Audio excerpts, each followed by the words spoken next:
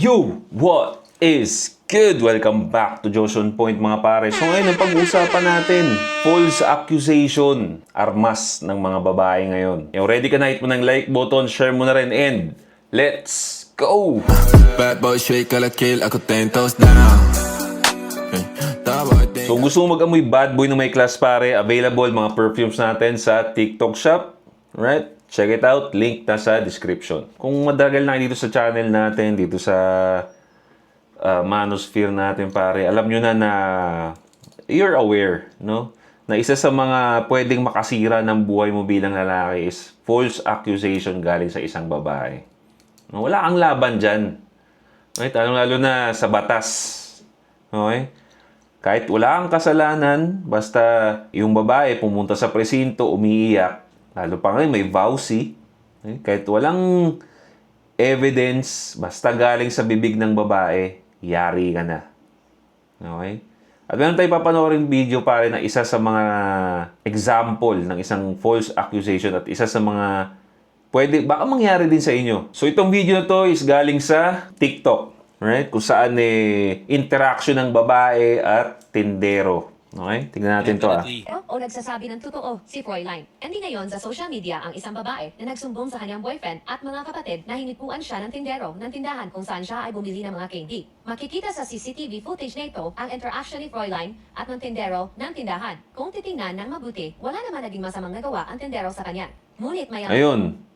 So yun yung isang interaction, yun yung isang touch nung tindero sa babae, yung may hinawi siyang candy palapit doon sa kanya. Okay? So, isa yun sa mga nireklamo ng babae na to.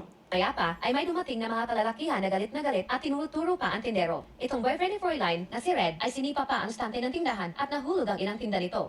Galit na galit ang mga kalalakihan sa tendero dahil nagsumbong si Fräulein na hinuwakan siya ng tendero sa may pulso at sobrang tagal siya nitong binitawan. Dahil sa nangyari, nag-post ang anak ng tendero ng CCTV footage at ito ay nag-viral. Ang kanyang gusto lang naman ay makahingi ng opinyon sa mga netizen kung may mali ba talagang nagawa ang kanyang ama. Marami ang pumanig sa tendero, ngunit may iilan din na pumanig sa babae. Ito ang ilang komento na aking nabasa patungkol sa issue na ito. Mabait po yan si Uncle. Makakapag-testify talaga ako. Palangiti talaga yan at marunong rumispeto. I think ang ibig sabihin niya babae ay ang pag-abot ng candy ni kuya kasi pinadapa yung kamay niya. Tapos ngumiti pa siya sa last part ng video. Yes, kahit ako, hindi ko gusto pa ganyan inabot sa akin. Sobrang touching. Tapos ngingitian ka pa. Hello stranger ka, di tayo close. Paano Teka lang. abot ang candy?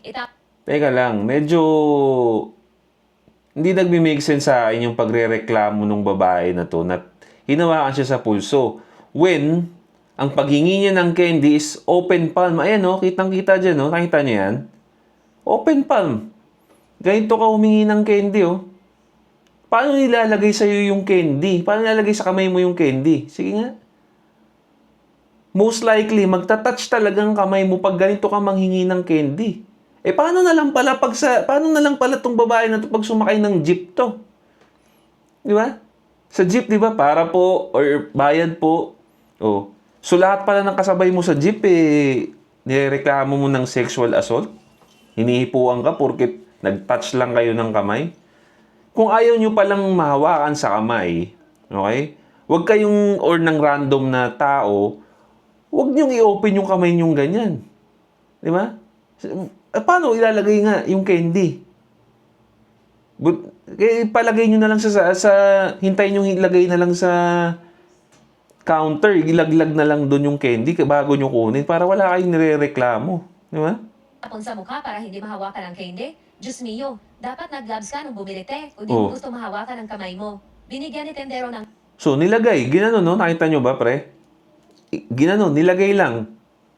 Naka-slow mo na tong video na to, pero ang bilis lang din nung nangyari. Dapat nag-gloves ka nung bumili kung di mo gusto mahawakan ang kamay mo. Ganon, nilapag lang na ganon. Binigyan ni tendero ng pa-free. Ewan ko kung hindi ba offensive sa inyo. I-focus niyo ang mga mata sa kamay kasi pinindot niya ang kamay. Ganon, no? Habang nagliliyab sa galit ang mga lalaki ay nasabi... Pinindot kasi nilagay. Pak. So, mind you pare, sobrang slow mo na nitong video pero ang bilis nung nangyari. Paano naging hipo yun? Hindi ba offensive sa inyo? Dapat nag-gloves ka nung bumili kung di mo gusto mahawakan ang kamay nilagay mo. lang, oh. Binigyan ni tendero ng pa-free. Ewan ko kung hindi ba offensive sa inyo. I-focus niyo ang mga mata sa kamay kasi pinindot niya ang kamay.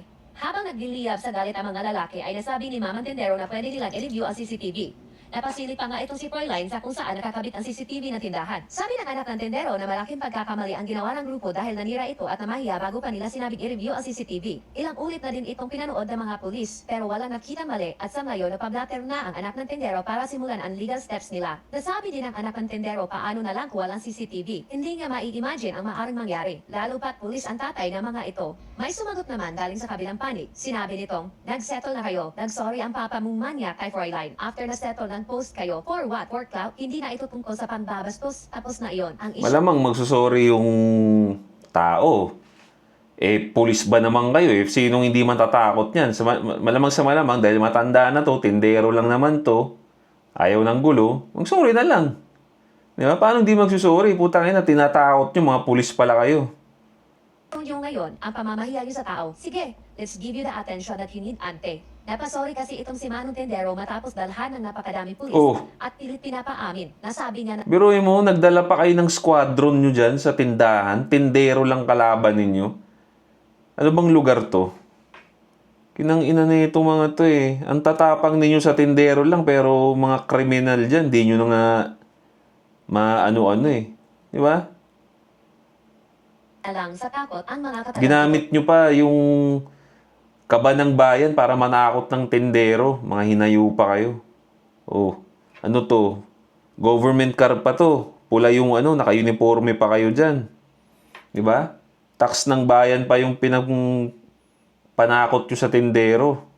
Sorry kung nagawa ko man ang bagay na iyon. Sa opinion nyo at based na rin sa nakita nyo CCTV footage na nilagay ko sa video ito, may mali ba ang tendero o nagsasabi ng totoo si Fräulein? Trending So, meron pang video dito ako nakita pare na kung saan in-explain nung tindero ito. Siya mismo to pare Siya mismo to, yung tindero mismo to sa video yung nangyari. Medyo Bisaya pero nakakaintindi naman ako ng konti ng Bisaya. So, panoorin na lang natin pre. Baka may maintindihan kayo. Ang tawag ko tayo pasabot yung hikap siya. Ang iyang pasabot yung Ayun, no? anak ko niya kamot. Yan Saglit lang tinabi lang yung candy dun sa malapit sa kanya. Inassume na ng babae na hinihipuan siya. kita mo sa video. Ito nga. Pag-anan ako sa iya nga. Ganong mo yung nakasakong maghikap na ka? Oh. Ha? Di ba? Again, slow-mo na video yun pero sobrang bilis na nung nangyari. Parang pak. Nilagay lang pre, nilagay lang yung candy doon sa open palm ng babae. Di ba? Ganong mo yung nakasako? Matutuwa ng CCTV tanaw na to. Hugi ka pa ka. Ginaanap ako nung aswaso. Anana. Ay, pasubra eh. Ato na ikuan, kadali, tawagon akong anak. Pag-ayon na ko nga, tawagon akong anak, ditali ko na babae. Sa to, O natadari karon sa katong tindahan. So ito yung tindahan pare. No? Klarong-klaro pare, nandun. Nakita nyo na yung video, di ba? Nagpi-play tayo ng video doon habang di-discuss natin. Ang bilis. Slow-mo na video pero ang bilis pa rin. Meaning, ganun lang yun. Nilapag lang talaga yun pre. Ito yung kamay ng babae, pak. Di ba? So, ganun kadali pre. No? Ganun kadali mag-accuse ang isang babae, lalo na pagka-ulupong. Right? Ganun kabilis mag-accuse. What more pa kaya yung biroy mo biroy mo. Yun lang yun, hinipuan ako. Paano pag gawang ka ng kwento ng babae na nirape ako, ganyan, umiyak. Nag-stay lang kayo ng magkatabi lang kayo saglit, pero sira ulo yung babae. May nangyayaring ganyan, pre. Okay, may nangyayaring ganyan. Lalo pa ngayon, i-highlight ko yung Bausi, bro. Bausi. Okay? Tingnan nyo to, Mag-asawa sila, pre. Okay? Mag-asawa sila. Matagal na silang hiwalay. Okay? Matagal na silang hiwalay, Mind you. Ngayon, ito si lalaki, umuunlad na pare, nagkakaroon na siya ng sarili niyang restaurant. Okay? Yumayaman na to si lalaki.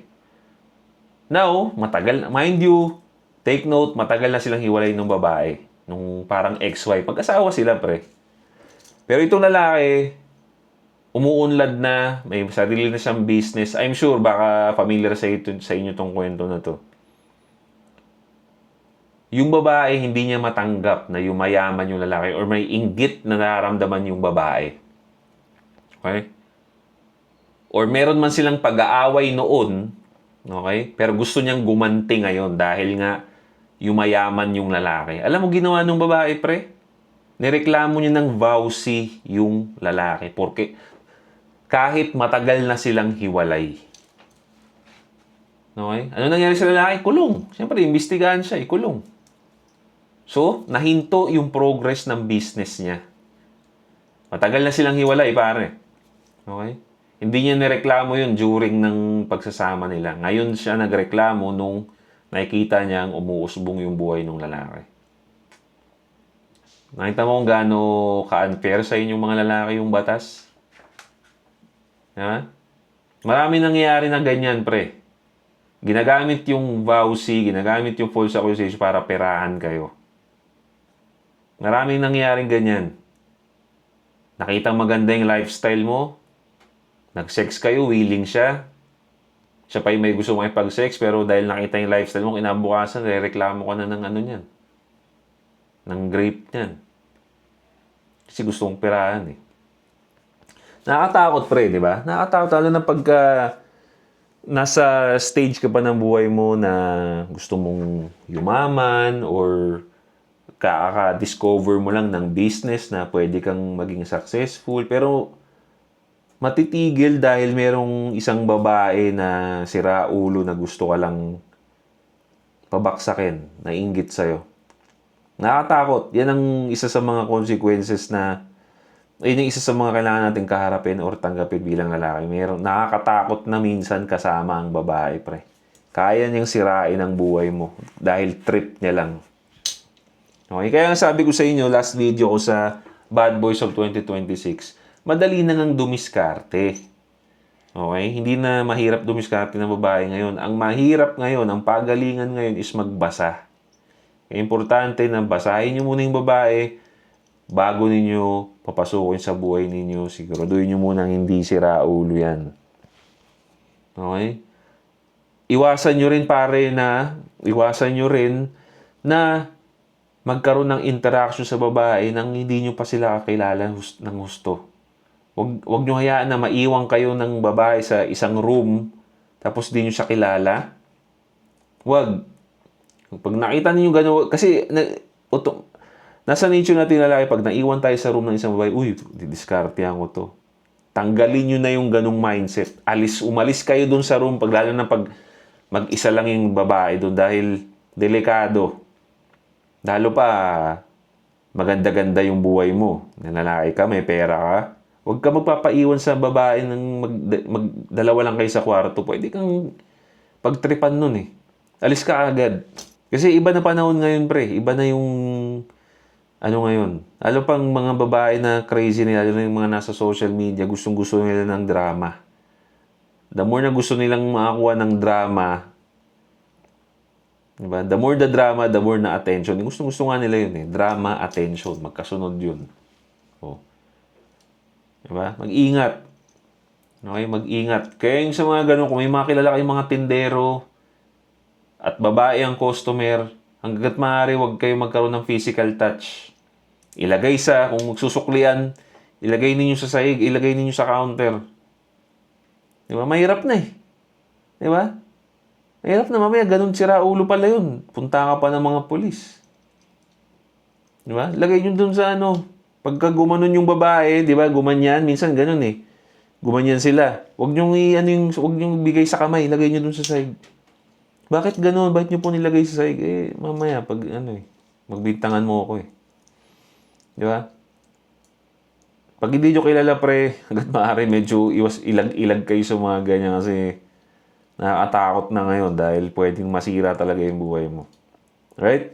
Warning lang yun sa inyo mga bro. So, I hope makatulong to. Leave a comment down below, pare, kung may mga experience kayo na ganyan, may mga tropa kayo na nagkaroon ng false accusation, no? And don't forget to subscribe, hit the bell para notify kayo sa mga bago nating videos. This is Josh on Point. See you next time. Boom!